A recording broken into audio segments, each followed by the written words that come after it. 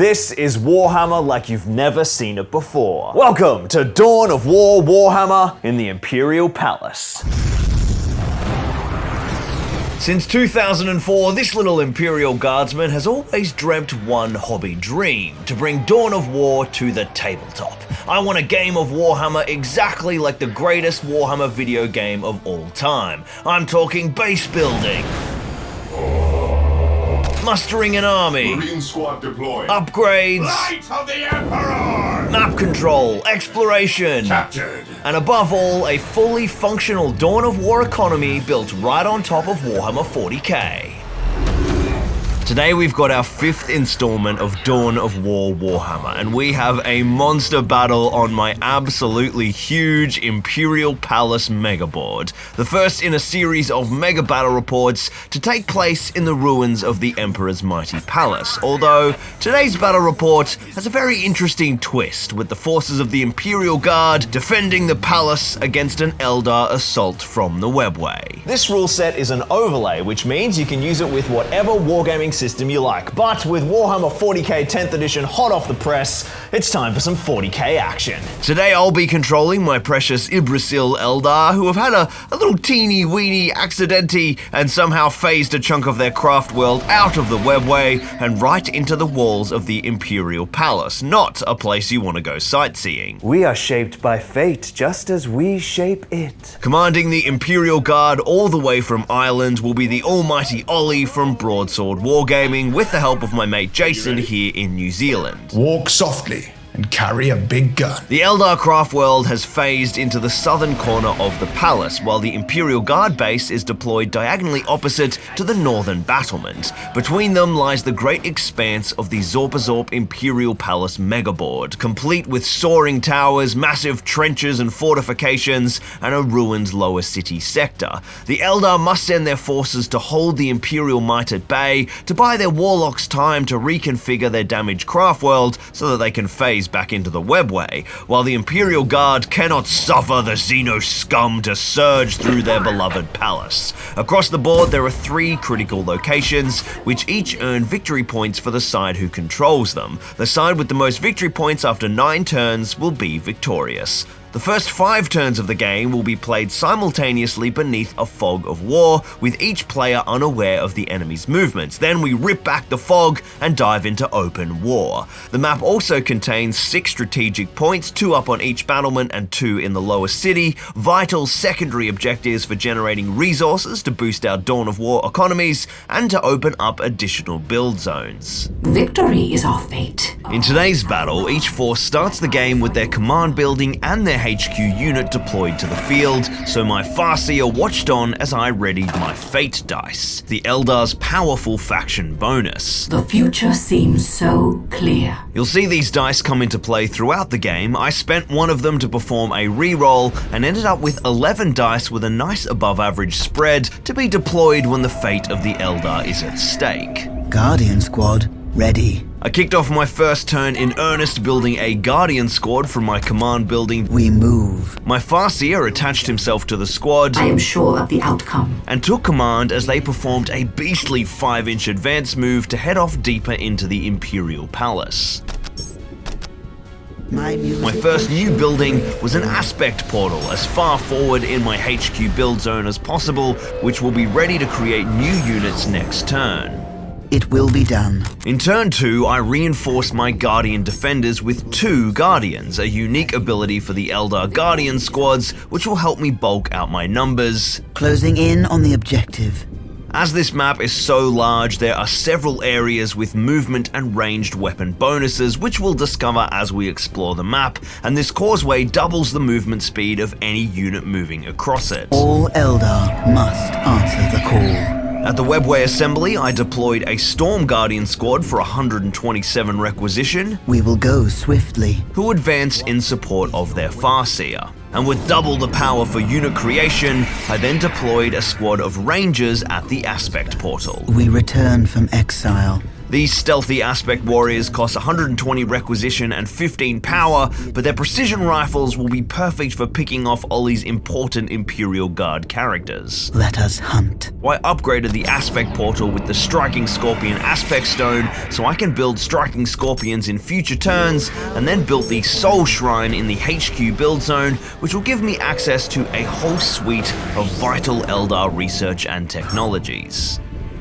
How can we help? Turn 3 kicked off with my Farseer showing supreme command of his retinue, rolling a third consecutive 5 for their advance roll to move right up onto strategic point 1. We cannot fail. You called us back. While the Ranger squad did even better. Oh, baby. A massive 6-inch advance netting them 15 inches for the turn with the movement boost while crossing the causeway sent them flying into the upper levels of the nearby ruined structure. We are one with the shadows. I double reinforced the Storm Guardians and they leapt down into the main gate causeway onto the first part of the board with a triple speed boost. This enables units to get quickly across these massive trenches, which are stunning to play on, but without movement bonuses would make this board virtually unplayable on a traditional time frame. Then at the aspect portal, I purchased my first unit of Striking Scorpions for 200 requisition. Direct us to the front line.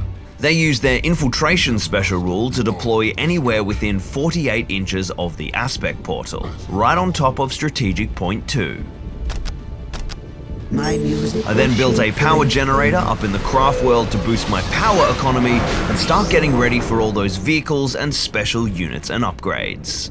Then I kicked off turn 4 by researching the Fleet of Foot upgrade at the Soul Shrine. This repurchasable upgrade allows my Eldar units to automatically roll a 6 for their advance moves this turn. With SB2 captured for a bonus 100 requisition, Consider the territory in our hands. the Scorpions sprinted deeper into the lower city, We are Doom incarnate. eager to make ground on that all-important critical location. We deliver death. Back up in the battlements, the Farseer and Guardians captured SP1, For our ancestors. earning another bonus 100 requisition, and then launched deeper into the fog of war, Follow my kin. desperate to fortify the Eldar position before the Imperial Guard are discovered. We move effortlessly. The Rangers pushed up to the most incredible Overwatch position I've possibly ever seen in a Warhammer game, Their blood will be spilled. giving them a clear line of sight to strategic point 5. Strike swiftly and true. The Storm Guardians surged across the southern causeway, Together, taking full advantage of that triple speed boost. Phoenix pattern, initiate. And with no other aspect stone researched, I decided to deploy a second unit of Scorpions. Direct us to the front line. This time down onto the southern lower gangway at the maximum range of their infiltration. Hi, Jason. Then in the new build zone generated by capturing strategic point 2, I spent a whopping 200 requisition and 140 power to bring down the all-important support portal. Turn 5 kicked off with a second power generator in the HQ build zone. These do cost 135 requisition, but generate a bonus 100 power on construction and a further 50 power per turn. Weapons fully charged. And then down at the newly created support portal, I deployed a Wave Serpent, proxied by my Falcon. We are ready to redeploy. By deploying next to the Striking Scorpions, I was able to reinforce them with an Exarch, and then embark them within the Wave Serpents, who then zoomed deeper into the lower city, falling just short of the critical location. Rush the enemy position. With the Scorpions on the way to the objective, the Storm Guardians surged north, Take the battle to the enemy. preparing to counterattack any Imperial Guard forces threatening the Eldar presence in the lower city. My music will shoot. Then I constructed the very first Webway Gate. This is a super unique building for the Eldar faction, which can be built further away from build zones than normal and facilitates a network of portals for Eldar infantry. My Farseer then used his Branching Fate psychic ability to change one of my Fate dice from a 2 to a 6, Nothing is hidden from my sight. and then used that 6 for his squad's advance roll, Follow my kin. surging them through the upper palace right onto strategic point 3. I sense the enemy. As you command. The The Scorpions on the lower causeway advanced, We have mastered the art of destruction. reaching right around into the northern trench to try and strike deep behind enemy lines. We meet death without fear. I then built a second webway gate near the craft world so I could quickly teleport units made at the aspect portal using the webway gate's ability to extend the build zone from strategic point 1.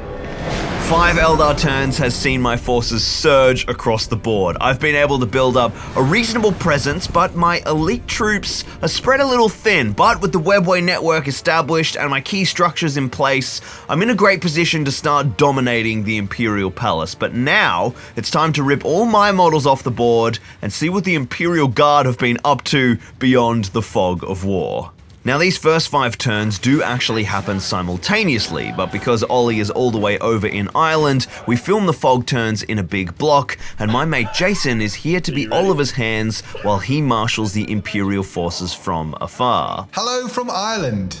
Just like the Eldar, the Guards start with their HQ unit, the command squad, but for the soldiers of the Imperium, this is an even more important bonus, as this unit can give out a single order each turn to buff infantry units nearby. All right, men, time to wage war. On the first turn, the move order boosted their movement by 3 inches. Follow, men, charge! And with a massive 6-inch advance and the speed boost across the causeway, they sprinted deep into the palace. Glory for the Emperor! Soon followed by a guardsman squad who deployed from the field command for 97 requisition. Reporting for duty, sir! And advanced a whopping 5 inches, You heard the men! Jump 2! falling behind their commanders. If such is the Emperor's will! The all-important infantry command was the first building for the Imperial Guard, costing 125 requisition. Turn 2 began with the command squad reinforcing with 2 veteran troopers, By the Emperor's will, we are here. Holy sh**. and rolling another 6-inch advance and the move bonus, allowing them to finish their turn right on top of strategic point 4. The objective is ours! Only in death does duty end. The infantry squad double reinforced, What are your orders? and then advanced deeper into the palace, Executing your orders, sir! closing on strategic point 5. It's an honor to serve the Imperium, sir. Take the objective. At the infantry command, a second guardsman squad deployed, Reporting for duty, sir. and advanced down into the lower causeway. Keep in formation. The triple speed boost allowing them to surge right down onto the northern bridge, For Emperor and Imperium. perfectly placed to assault the lower city next turn. Take it at all costs. At the field command, a third guard squad deployed, Sir, yes, sir. and with another massive advance, surged down behind their brothers swarming into the lower city. Looks like everything's in order, sir. In the HQ build zone, the guard squad constructed the Tactica Control, their research building which unlocks all sorts of technologies, as well as special weapons and sergeants for infantry squads. The guard finished the turn by adding the Kazakin barracks upgrade to the infantry command.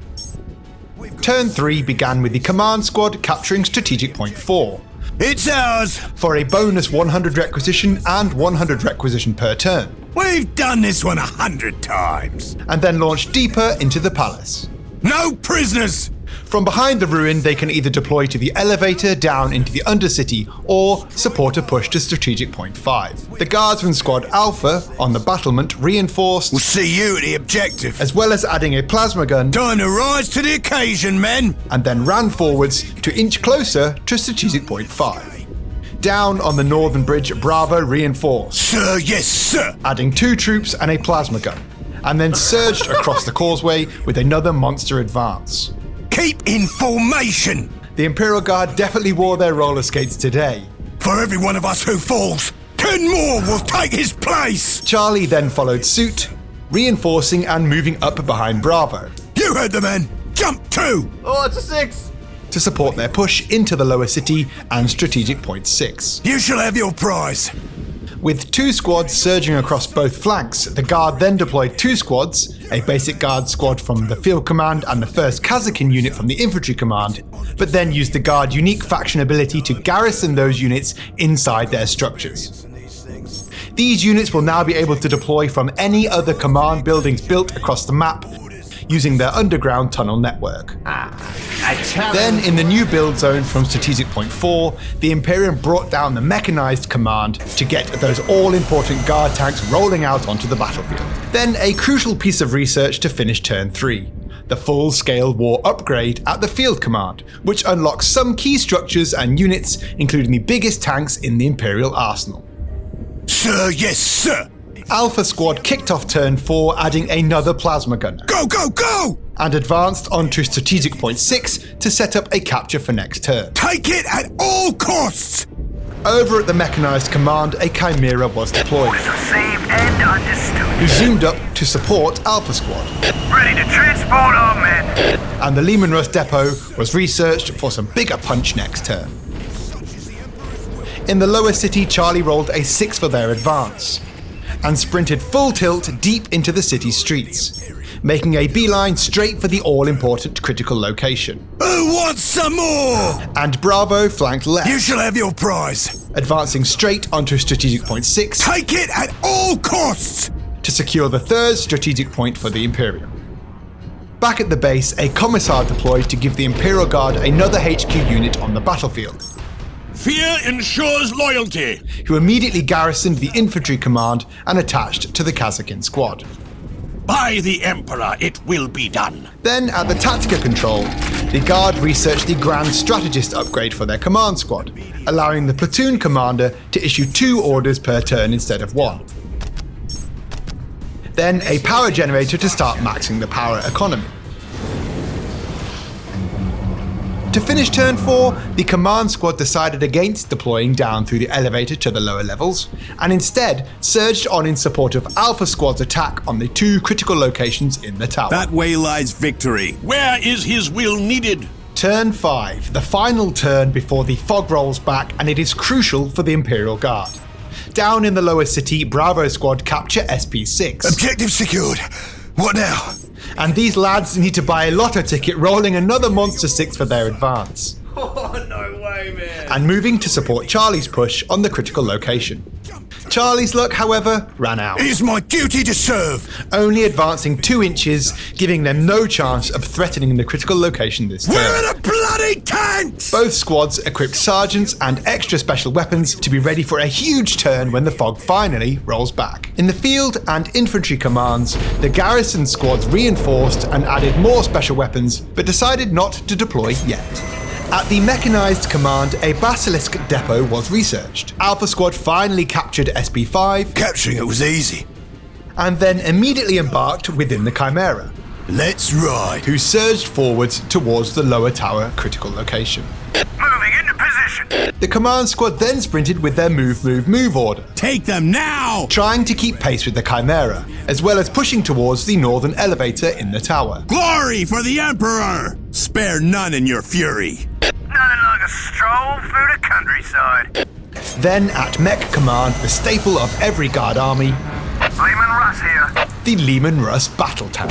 Prepare the battle cannon.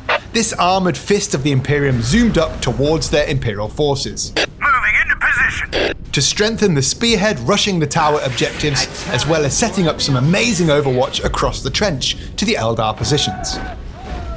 An infantry command built in the new SP6 build zone not only opens up more unit creation options, but of course a tunnel access for the garrisoned forces.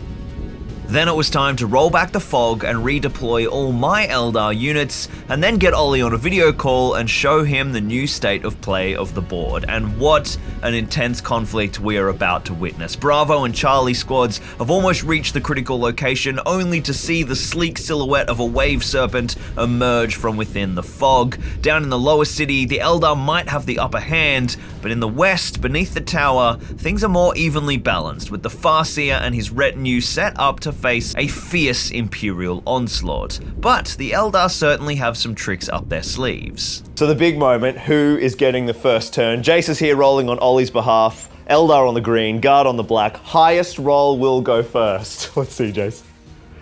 Oh, 2! Oh, the Guard! Okay, Eldar could be in a spot of bother here. Now, when making such massive scenery projects like the Imperial Palace, magnetizing certain components can be an absolute lifesaver. All the various walls and towers on the palace gatehouse and ramparts are prime candidates for magnetizing. I've been magnetizing different parts of a whole range of projects for years, from all the various weapon and equipment loadouts in our Dawn of War Warhammer series, all my Horus Heresy vehicles from tanks to titans, even destructible ruins on my Osgiliath megaboard. But for such a massive project as the Imperial Palace, we will need a lot of magnets. So we got some help from today's sponsor, the almighty Magnet Baron, because magnets, they just solve everything. If you need magnets for your wargaming, then look no further than the magnetbaron.com, your DIY super magnet home. Magnetbaron.com have a huge range of wargaming magnets which are super powerful and even have specific kits for notoriously difficult to magnetize models, magnetize movement trays, and magnetized collapsible flight stands for the epic travel wargaming experience. I challenge you to find a better feeling in all of wargaming than the pure bliss of this moment. Magnetic perfection. So to score some boss wargaming magnets for all your army needs, hit up the magnetbaron.com, link down in the description, so go and show him some love. Today we're going to be role-playing the unwieldy political mechanisms of the Imperium. At the beginning of each turn, Jason will be sending Oliver a data packet of photos, intel on unit strengths and objectives, and each turn Ollie will send back his orders for Jason to execute on his behalf. Will this give my Eldar an advantage of singular purpose, or are two minds better than one? Let's find out. The Imperial Guard needs some beast power production to start massing their armoured forces, so they constructed two power generators, one in the HQ build zone and another in the build zone of SP4.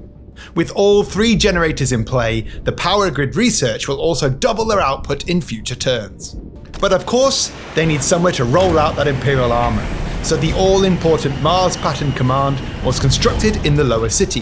This is not only a second location for vehicle production, but can also make the greatest Imperial tank of all. We'll make the Emperor proud. At the mechanized command, the Basilisk was deployed, Someone call for an earth shaker. and then rolled forward to the battlements to set up some excellent firing positions across the entire board. Awaiting instructions. Fueled and ready to go. Oh, this hurts me, Jace. This hurts me. A huge advance for Charlie Squad saw them soar forwards onto the lower city critical location. Take the objective. And they buckled down, ready to dig in and hold off the inevitable Eldar assault. Eldar, then they look ready for war. To cover their comrades holding the objective, Bravo Squad advanced into the ruins. Executing your orders, sir. Their elevated position should give them a range of defensive options for the Guard forces. Imperial Guard, attack! Beneath the tower, the Chimera moved directly onto the critical location. Get on that multi-laser. And then Alpha Squad deployed into a firing line. We won't let you down, sir. They are exposed before the Farseer's inevitable wrath, but victory points have got to be scored. There's Jason crawling through it. Moving out. To support the push on the lower tower objectives, the Leman Russ rattle forward. Time to rampage. The command squad issued the move order, All due speed, then. but unfortunately only rolled a 1 for their advance. Face the Emperor's might. So even with the triple movement speed boost of the upper tower, they couldn't manage to surge up the elevator and claim the top critical location, falling just short. Take the objective. That could come back to bite the Imperial Guard. In the shooting phase, the Leman Russ opened fire with the battle cannon. Fire. Targeting the Guardian squad led by the Farseer. We are taking fire. I should have foreseen this. Landing a measly 2 hits, which both wounded, but only blew away a single Guardian. The heavy bolters fared a little better, landing 5 hits after a bonus from sustained fire. We shall be victorious. But the fortune psychic power of the Farseer reducing wound rolls by -1 proved vital. Firing solution plotted. Spurred on by the poor showing of the Leman Russ, the Basilisk opened fire. Fire. Another low roll on the D6+2 attacks yielded just 4 hits. We are taking damage. But Fortune, again dropping the wound roll back to 3, had a huge impact. By the stars, we have survived. The hull-mounted heavy bolter missed, so the kill count for both guard tanks was a measly 3 Guardians. Regroup. Fate has decided this is not our time. With everyone else having advanced or out of line of sight, it was a dismal start to the Imperial shooting. But at the end of the turn, the Guard claimed 10 VPs for the lower city critical location and 5 VPs for the lower tower objective, giving them a 15-0 lead. If you guys are keen to play some Dawn of War Warhammer action at home, you can grab all of the alpha rule set down in my description. I think since the last battle report, I've added quite a few new factions. There's like 8 or 9 now. Eldar, Necrons, Tau, Guards, Space Marines, 2 types of Space Marines. It's all happening, and it's a really great rule set. It's a lot of fun, as you can see. So it's also just like a great way to support the channel. So go and check out the Patreon link down below. The Zorp Hammer tier or any of the higher tiers gets you access to that rule set, and it is a hell of a lot of fun, and it's also just an awesome way to support this whole channel, which means more battle reports, more Dawn of War Warhammer action right here on Zorp Hammer. Success. Right, we are finally back to my Eldar, and luckily enough of my Guardians survived to capture SP3. The Farseer's Guardians reinforced. Guardian squad, ready.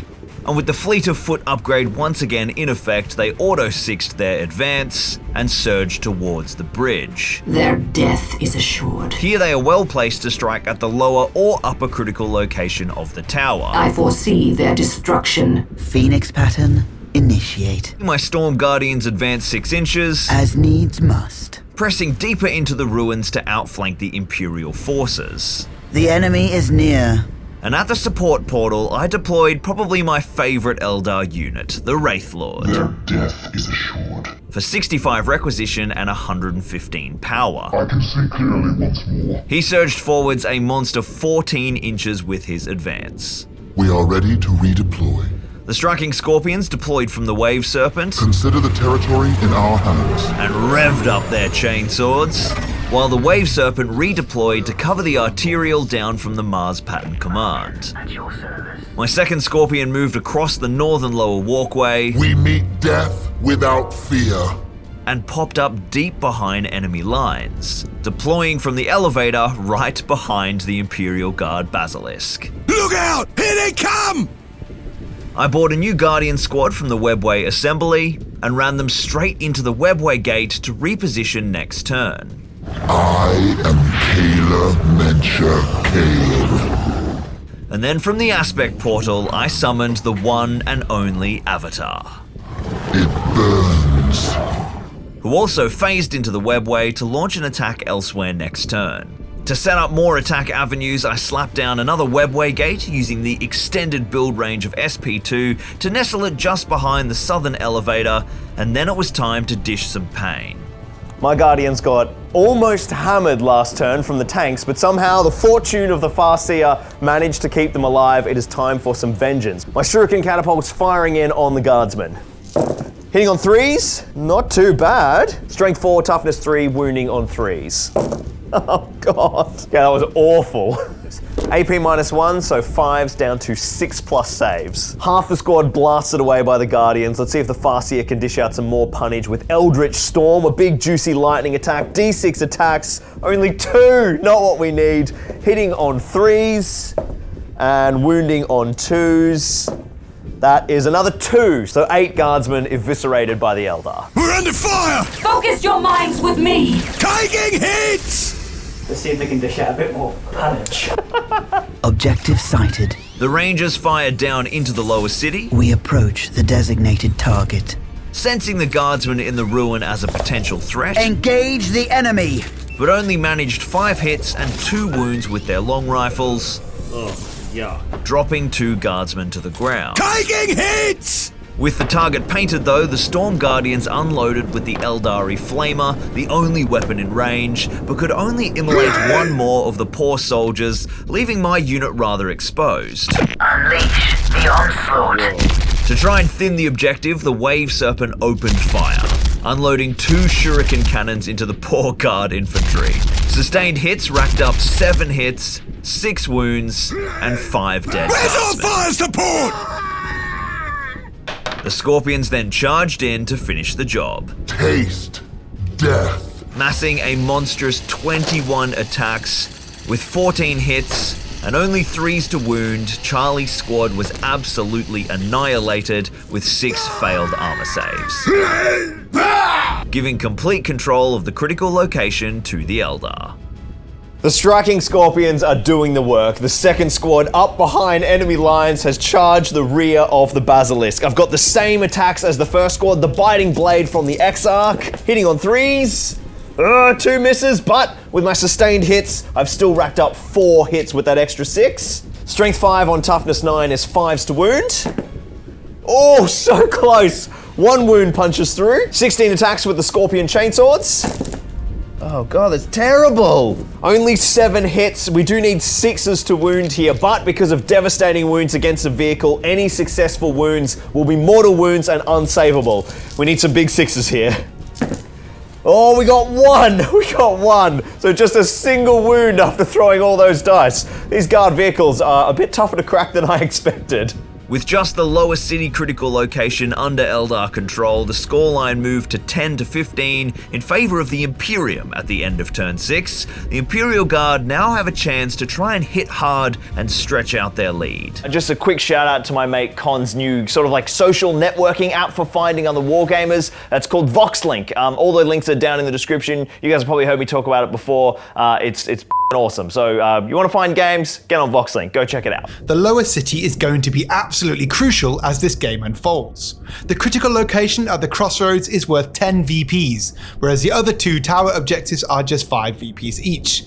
So if the Imperial forces can pivot to a dominating position in the lower city, while still holding one or even both of the tower objectives by using the bridge and elevator choke points, the guards can really run away with this game. You heard the men! Jump 2! Bravo Squad reinforced For the glory of the Imperium! And launched deeper into the ruins to repel the Storm Guardians flanking the Mars Pattern Command. For Emperor and Imperium! Alpha then reinforced and dug in behind the Chimera. Keep in formation! And hearing their desperate pleas for support, On our way. the Leman Russ trundled forwards into an Overwatch position. Swarm through them. Then the most critical Imperial Guard purchase of the match. For a whopping 320 requisition and 550 power, it is the Bane Blade! We'll leave nothing standing. The armoured fist of the Imperial war machine rolled forwards to bear down upon the critical location in the lower city. All over them. And prepared to unload a full salvo. Into the fray, attack! Atop the tower, the command squad finally reached the critical location and claimed it for the Emperor. Remember lads, just like we did on Separus Prime. Then, to support the 2 armoured spearheads, the garrisoned infantry finally deployed to the battlefield. I stand ready to serve the Emperor. First, the elite Kazakin unit, led by the Commissar, sallied forth from the tunnels beneath the Mars Pattern Command. On my soul it shall be done. Looks like they know we're here. Then, the Guardsman Squad Epsilon deployed from the Infantry Command. Yeah, that's enough comfort for one day. And set up a firing line to target the striking Scorpions harassing the Basilisk. Amateurs don't stand a chance. They kicked off the shooting phase, popping their grenade launchers to mass 5 hits, 5 wounds, and then felled 2 of the elite Aspect Warriors.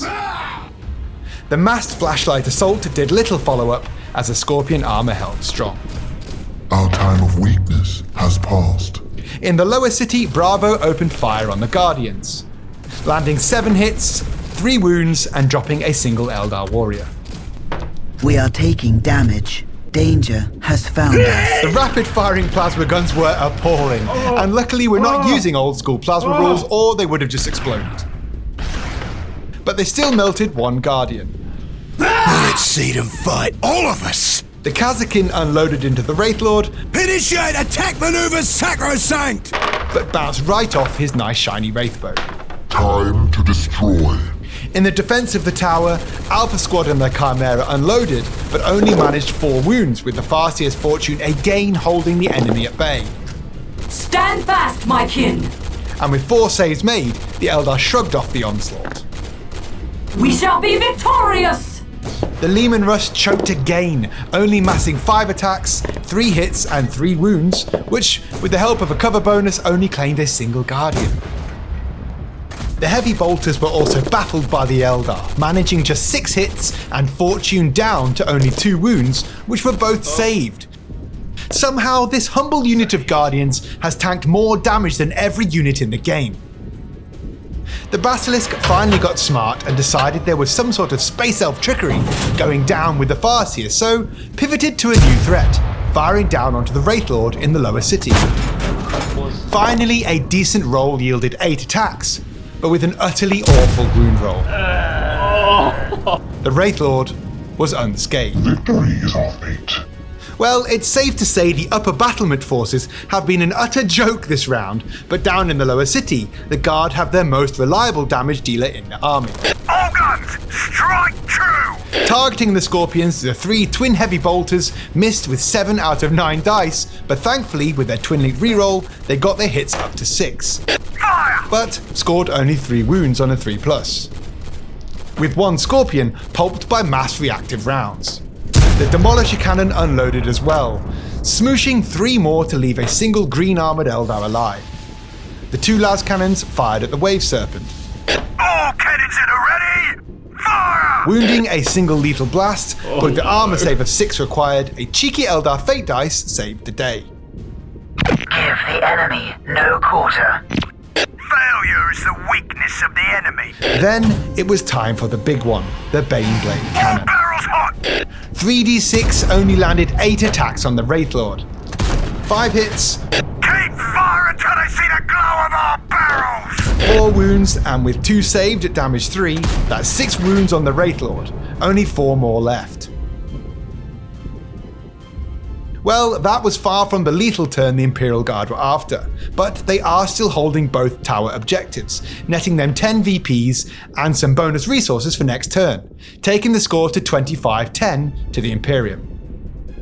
If you're going to play Dawn of War Warhammer yourselves, you're of course going to need some buildings for your faction. Today I've got these gorgeous 3D prints, the Eldar and the Imperial Guard, which are all from War Scenery. A big shout out to Louis and the team who sent these over to me. They work amazingly. If you guys want to get some of those or some of the other awesome sort of 40k inspired STL files that they've got available, there's a link down in the description with a sweet little discount as well. So thanks to Louis and the team over at War Scenery. But at the beginning of every turn, each side gets a bonus 200 requisition per enemy-controlled objective if they are behind on victory points, which means that the Eldar are getting a huge economic surge in their turn 7. With only 4 wounds left, the Wraithlord surged forward, seeking vengeance on the Baneblade. The Storm Guardians reinforced and surged around behind Bravo Squad to finish the job they started last turn. Enemies sighted. Then the spending began in earnest, with a Crimson Hunter zooming down to the support portal. We are ready to deliver death to the enemy. And surging across the lower sector, setting up for an attack run on the Baneblade. Identify the enemy you wish to annihilate. Then some sort of strange Eldar drop pod deployed to the battle, but didn't seem to have any units in it, and then it just flew away again. That was strange. The Wave Serpent then moved up onto the objective to ensure the Eldar had a scoring unit on the critical location. Then over beneath the tower, the Farseer had enough of soaking up enemy damage and launched up into the elevator with the Guardian retinue. Critically, this squad did not advance, but with the movement bonus of the upper platform, a normal move puts them right on track for a big charge to contest the objective. A new power generator to keep the economy ticking. Hello, Jason. How are we going? And then the Scorpions in the battlement disengaged and moved into a position to attack the mechanized command instead of the Basilisk next turn. Somewhere there are more enemies to fight. It finally happened. I stood on the bridge. Rest in peace, bridge. Yeah, bit of natural battle damage here. Which way does this go? He goes in there. Oh, look at that, man! I did a number on that.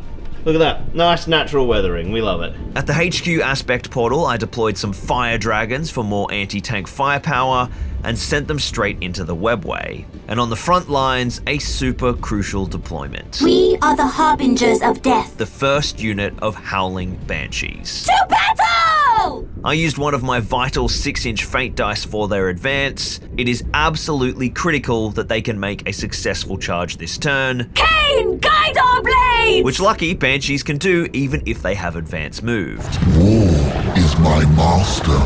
Then the Avatar took command of my offensive on the lower tower objective. He was joined by the Guardians, who rolled a monster 6-inch advance. We will go swiftly. Right out onto the bridge. They will be well placed to support the Banshees with some covering fire from their assault weapons. Prepare to meet your end. The Avatar just performed a normal move to open up that critical charge later in the turn. The Rangers used precision to pick off the 3 grenade launchers in Epsilon Squad, but the Guardians only managed a single kill. Thought they broke our backs! Some great saving by the ever-valiant Alpha Squad. Face the Emperor's might! The Command Squad rolled some monster saves as well,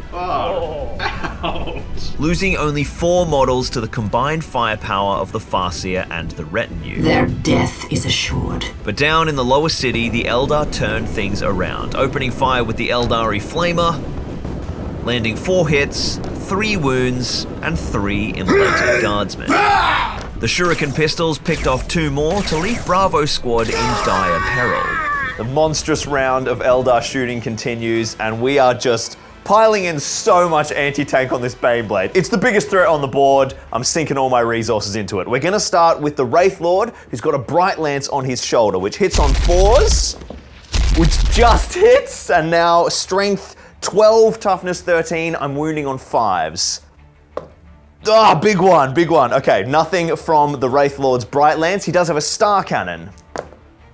1 hit, and looking at 5s to wound with Strength 8, and 1 wound, we're through! Armor pen of -3, JC looking for a 5 to save here. Yes! Damage 2, so that is our first 2 wounds on the Baneblade. Jeez, this thing is gonna take forever. Alright, Bright Lance number 2, this time coming from the Wave Serpent. It's a twin one this time, so we've got that reroll, 4s to hit, and we need it, only a 2. Come on, reroll. Yes, okay, we've got 1 Bright Lance to hit. Again, we need 5s to wound. At some point, I'm gonna have to start considering using some Fate dice, but I kind of want those for the damage pen. Jesus, do I do it now? I only get 1 Fate dice per phase. I think I'm gonna chance getting through here. 5s to wound.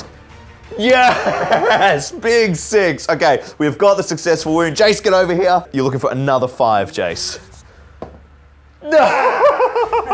Okay, nice. All right, well, that Bright Lance doesn't get through either. The kind of only really thing that matters now is the Crimson Hunter, the big zooming anti-tank aircraft. Let's drop some pain on the Baneblade. Let's do the Star Cannons first. First one, looking for 3s. Whoa, lovely. 5s to wound. 2 big wounds. Second Star Cannon, 3s to hit, both hit, and 5s to wound. Another wound. 2 damage for each fail here.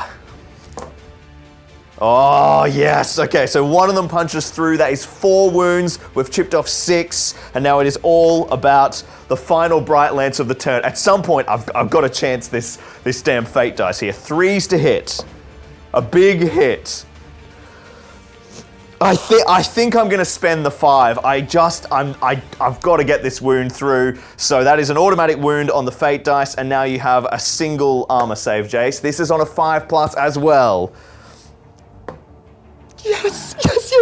Okay, so D6 plus 2 for the Bright Lance's damage on the Baneblade. A big 5 plus 2, that is 7 wounds. We've already done 6, 13 wounds in total this turn. The Baneblade, Jace, is under half health. I think some fool just shot at us. The Storm Guardians nailed their charge up into the ruins. Charge! But rolled utterly abysmally. Luckily, they managed just enough damage to wipe out Bravo Squad. Good thing they sharpened those blades before the fight. They then consolidated deeper into the ruins to threaten the Kazakan holding the Imperial Guard flank in the lower city. The Scorpions tried to charge past the Baneblade to pincer the Kazakan, but fell short on their charge roll. But there was no way the Baneblade could escape the Wraith Lord. Taste death. Using his strike attack mode, he landed 3 hits and 2 wounds, and the Baneblade failed both saves, meaning it was time for the critical damage rolls. Each wound from the Wraith Sword is D6 plus 1 damage, so I used my last Fate dice 6 to max out 7 wounds on the first attack, but only rolled a 1 on the second damage die. They might as well be spitting at our ride. 9 wounds total, leaving the Baneblade a smoking but functioning Hulk on 2 wounds remaining. So damn close. The Howling Banshees nailed their charge into poor Alpha Squad. You are inferior! I just feel terrible for these little guardsmen. 12 attacks landed 7 hits and 6 brutal wounds. In spite of the last guardsman's desperate attempt to hold on, that wiped the entire squad. The Banshees consolidated. They will pay dearly for their trespasses. And then the Avatar charged the Chimera. Taste the fire stoked by hatred. So this is the reason we all play Eldar. It's the Avatar, the big fiery demon of Khaine, and I've actually saved his ranged attack to do now as well, because I thought you guys would like to see it on camera. So one big wailing doom on the poor Imperial Guard Chimera. The pilot is not particularly happy. He hits on a 2, no sustained hits, strength 16, toughness 9, so I need a 3 to wound, and a big 4, so that punches through. It is armor penetration -4. What's the armor value of the Chimera, Jason? There's no armor save for the Chimera, and it does d6 plus 2 damage. And that is 4, 2, 6 wounds already, and I haven't even charged. This Chimera is cooked, but now it is fighting time. I've got 2 modes of attack, strike and sweep. I'm going for the big, juicy strike. 6 attacks, hitting on 2s. 1, 2, 3, 4, 5. Strength 14, toughness 9, that is 3s to wounds. So 4 successful wounds. Each one of these wounds is d6 plus 2 damage, and he has 5 wounds left. Whoop. Fuck. And the 4th one. 6, 7, 8, 9, 10, 11, 12, 13, 14, 15, 16, 17, 17 wounds. I think we've successfully killed the Chimera by a lot. He just ate it. On top of the tower, the Farseer and retinue charged. Strike swiftly and true. Massing 12 attacks, 9 hits. The anti-infantry 2+ of the Witchblade saw the Farseer land 2 wounds, and the Guardians landed 4 more. The Psyker, Commissar, and Platoon Commander all hit back with their power weapons. Shit, that's good. Landing a monster 8 hits. Oh. And then 4 wounds, which all cut through the Eldar armor to hack down 4 Eldar warriors. But with the OC2 of the Guardians, the top objective was secure in the hands of the Eldar, earning my force 5 VP at the end of the turn, and with the lower tower objective for another 5 VP and the lower city critical location for 10 more, the score rocketed to 30 to 25 in favor of the Eldar. I am finally in the lead with just a single round left to go. If you guys are getting crazy inspired by these armies or this board and you're gonna go on a Warhammer shopping spree, make sure you use all of my affiliate links down in the description. I think I've hunted out all of the greatest deals. Like, no matter where you are in the world, there's a link for you down there, and it sends a little kickback towards the channel, which is just amazing for helping keep Dawn of War Warhammer alive and all of the action here at Zorp Hammer. So, you know, you're gonna buy Warhammer anyway, right? Use my links down below, and then I get a little kickback, you get your Warhammer. I mean, it's a win-win situation. Well, the Guard are behind on the scoreboard, and the Eldar have all 3 objectives, so the Imperium gets a huge economic boost this turn, which is essential as they're basically bankrupt after the Baneblade last turn. It is all about objectives. The Kasrkins sprinted forth past the Baneblade with move, move, move, so they didn't have to advance. And then, from the Mars Pattern Command, the Death Corps of Krieg Special Unit deployed. Reporting for duty, sir! The fearsome Death Riders, who, with a massive 12-inch move, were hot on the heels of their Kasrkin brethren. Then it was time for mass production with a Sentinel, who can not only be deployed on a turn in which an additional unit is created, they can also deploy anywhere within 24 inches of the building with a scout deployment. Quick and fast, just the way we like it. It trundled forward to line up on the Eldar forces holding the lower tower objective. As soon as we besiege the machine's spirit. At the upper battlement vehicle command, a second Leman Russ rolled off the production line, then a second Sentinel, Warming up the engine, my lord. who also scout deployed Awaiting instructions. to set up more firepower on the almighty Avatar. From the infantry command, a new unit of Kasrkin deployed. We're ready to go, sir. And moved up to the battlement edge and drew a bead on the Xenos. Time to earn our keep. Then time for an absolute Hail Mary. The first Leman Russ drove right around onto the bridge and parked up on the objective, right in front of the Demon of Khaine. Attack! attack! The shooting phase began in the lower city, with the Sentinel's last cannon landing a single lucky hit, which wounded, and with AP4 piercing the armor, did a monster D6+1 damage for 6 wounds straight off the bat. Identify the enemy. What a start for the guard shooting, with the Wave Serpent already below half health. The damaged Baneblade, shooting at -1, then opened fire with both last cannons and... Because it's damaged, you need 5s to hit. 3s to wound. Oh no. Oh, he saves one. 6 more wounds. What a start for the guard. For the Emperor. All guns on my mark! The Demolisher cannon fired on the Wraith Lord, because in 40k firing arcs are not a thing, apparently, but only managed 5 attacks and 1 hit, which failed to wound. The Dice Gods chose well there, I think. Keep fire until they see the glow of our barrels! Then the Baneblade cannon choked again, only massing 9 attacks, but landed 6 hits on the Wraith Lord. You shall be exterminated. Pause. 3s to wound scored 3 successful wounds, 2 of which punched through the armor at damage 3 and obliterated the Wraith Lord. Down is for the dying. The Baneblade held fire with the heavy bolters, leaving the Scorpions alive to be charged later in the turn.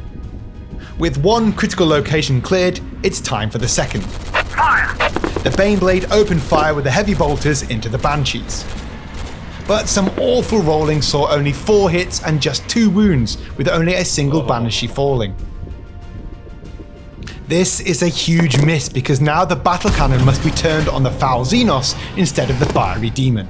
With a massive 9 attacks, 5 hits and 5 wounds obliterating the Banshees, and if the heavy bolters had killed the Banshees, those same dice for the battle cannon would have dealt 6 wounds on the Avatar, but sadly he's sitting pretty on full health at 14 wounds.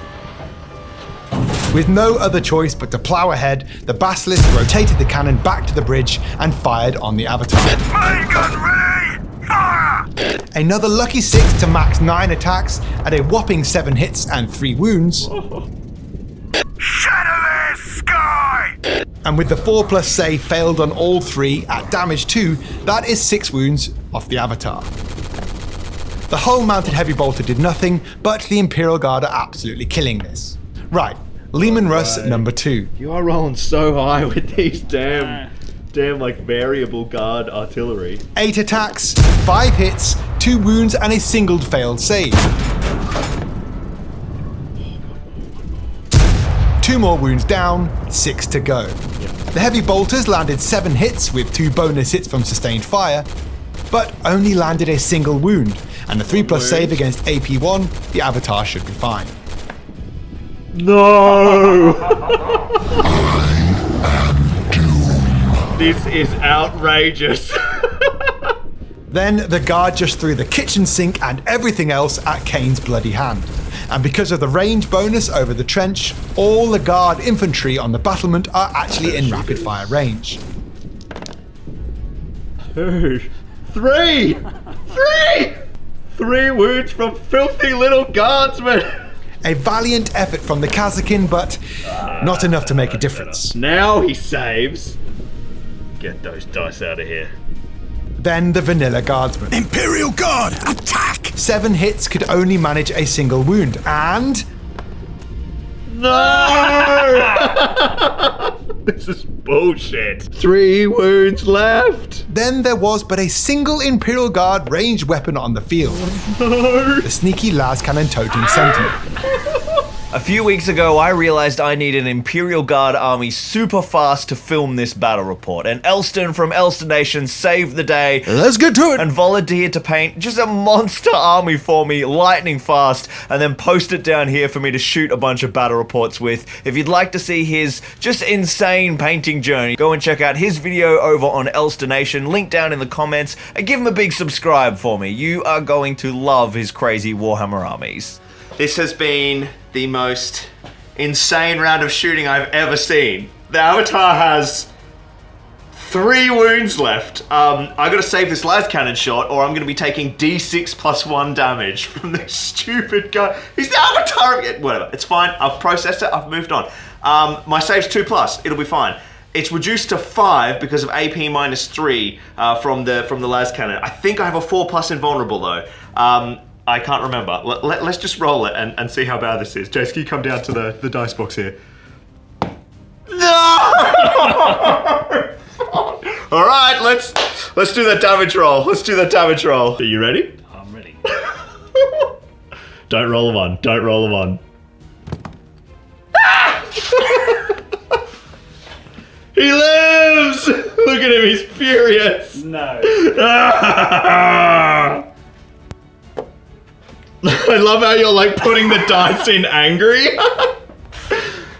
Unbelievably, the Avatar is still sitting pretty on a single wound, and he is getting angry.